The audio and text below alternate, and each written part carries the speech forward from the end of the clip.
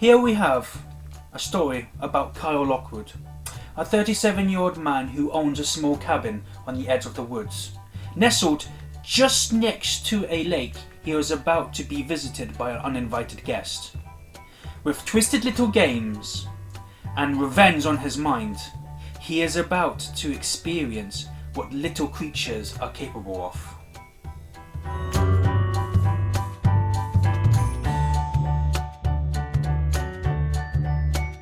It was a cold, and the poor little mouse was frantically scurrying through the field, looking for a place that he could call home. He looked everywhere, and as the frost slowly creeped up, he was feeling it on the edge of his tail. And then he found it, a little log cabin right at the edge of a lake. He scurried up to the raw door, but there was no way in. And it wasn't only until he looked around the perimeter that he found a hole that allowed him to gain access. Once he was inside, he could feel the heat on the other side of the wall. He nibbled and nibbled until he made a hole. Once he gained entry into the log cabin, he explored his domain. It was warm, it was nice, it was his home. And when he got to the table, he found juicy treats that would sustain him for a very long time. Just one bite and he was hooked, and he knew that this place was going to be his home.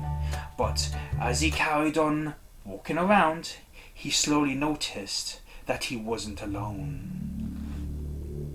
In the corner of his peripheral vision stood a tall, angry, and evil man. He marched around like he didn't have a goal, but as he looked at his prized possessions, he slowly noticed that something was missing. He stroked the bottom of his beard and looked around, and then he saw it. The trail of breadcrumbs on the floor. Lyle stepped back, but it wasn't in shock. It was humor. Because he knew that that hole was made by a vermin that was commonly known as a mouse. He smiled an evil grin because he knew the games had just begun.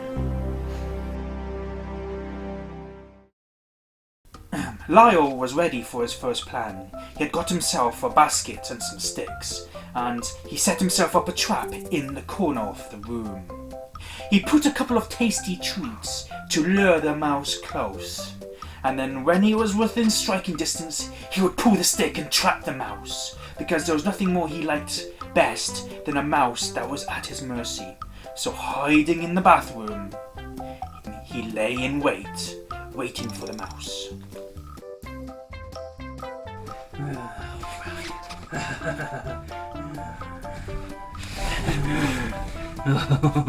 Come here, mousey, mousey, mousey! Come here, come here. The mouse felt an uncontrollable sense of danger. He wondered what was amiss. He looked around mischievously and discovered that it might have been a trap. So he slowly crept back and thought that he needed to get rid of the evil man. So the only way that he can do it was by setting up a little diversion. So with the man completely unaware, the mouse hurried to the bed and pulled on the blanket.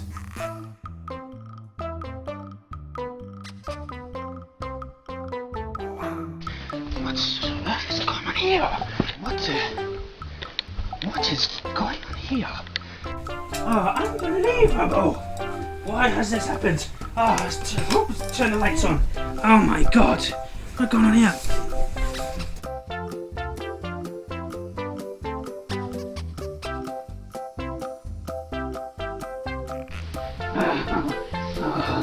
I'm gonna get that little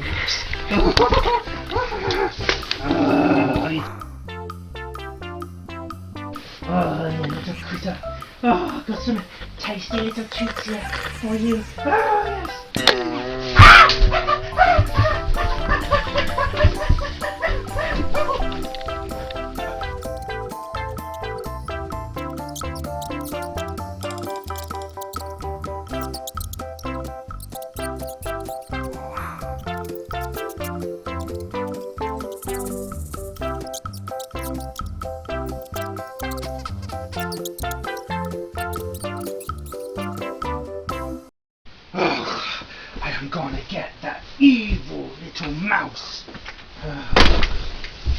Look!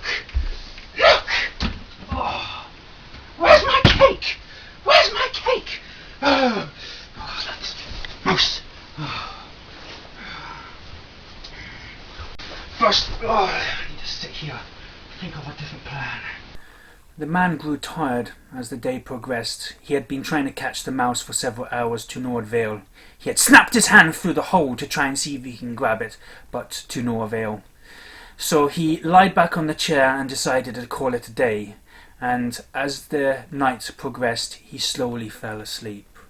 But unbecoming to him, the mouse had already had some evil plans set.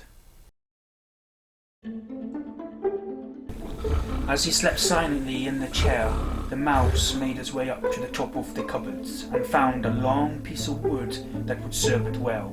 It edged it over to the edge, just ever so slightly, so the end of wood would be right over the person.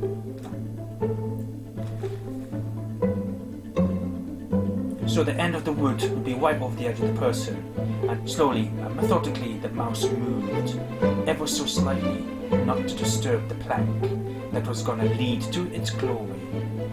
Tiptoeing gently over to the edge, the mouse moved, and moved all the way to the end.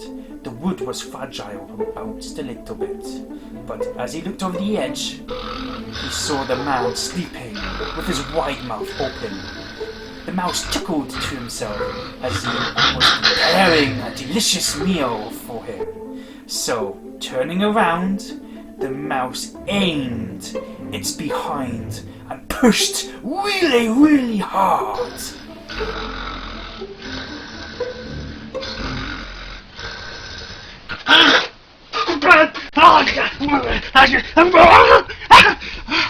Oh, that evil mouse pooed in my face! In my face! What's going on here?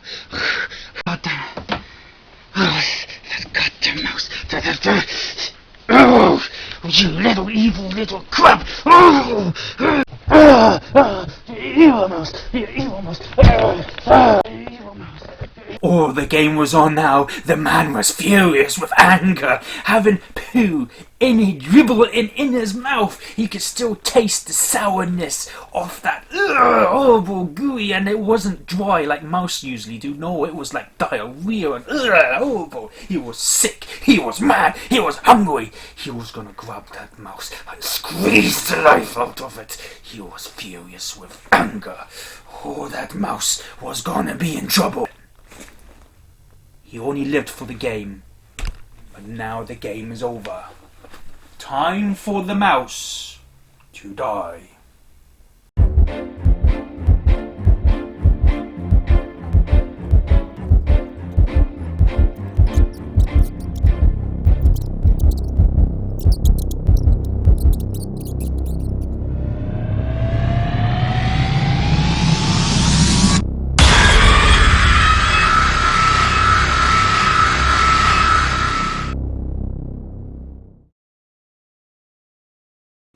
Coming out of the bathroom, Lyle washed that terrible taste out of his mouth and placed a towel on the table so that he could carry on cleaning up his room. But, unknown to him, the little rodent has crept out of his hole and was making his way over to the tasty treats.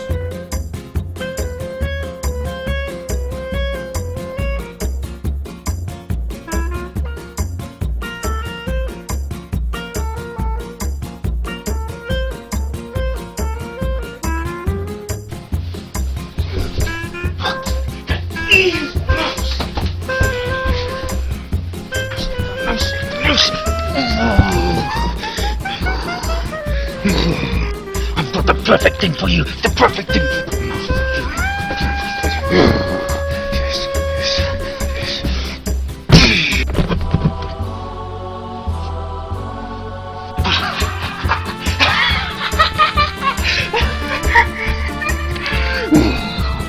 I can finally sleep tonight without that pesky mouse.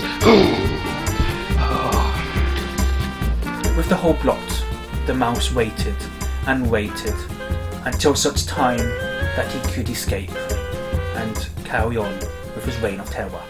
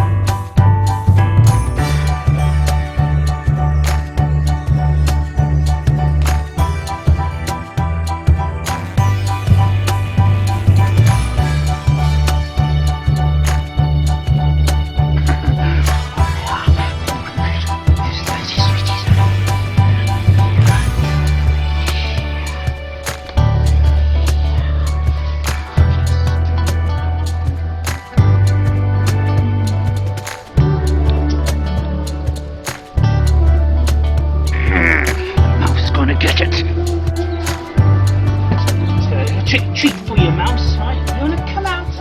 Come out, little mousey. Come out. Waking up from his slumber, the mouse suddenly discovered that the hole was no longer blocked. He could smell something sweet oozing in from outside, so he edged his way ever so close to the edge, looked around and didn't find the man.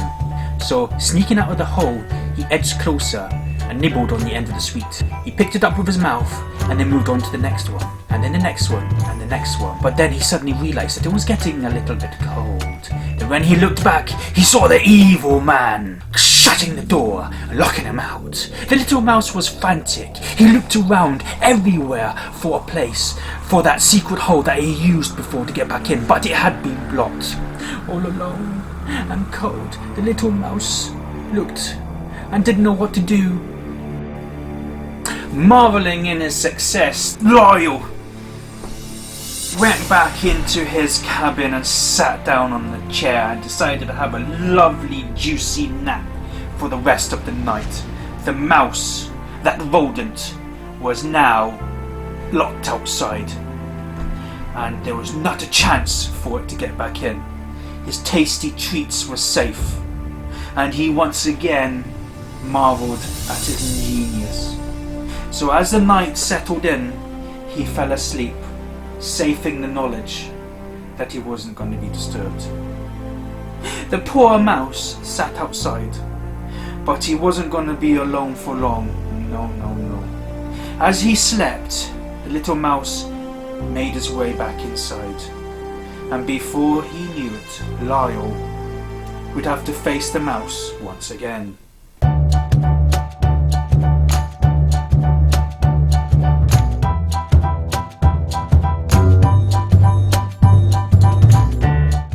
Lyle was furious at what the mouse had done.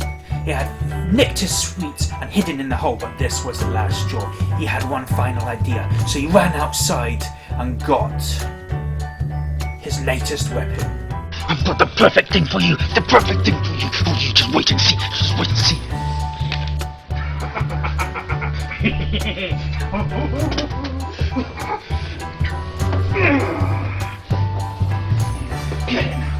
Get it. So he pushed it in the hole with the mind to flog the mouse out, because there's one thing that mice didn't like, and that was water, and he was going to drown it once and for all. So as he stepped out to turn the water on, the little mouse had better ideas.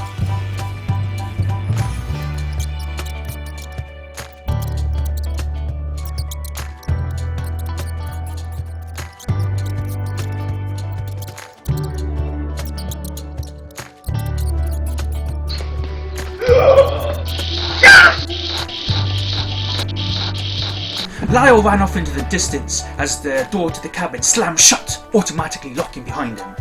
The little mouse jumped around with glee with his newfound freedom. It knew he was safe. For now.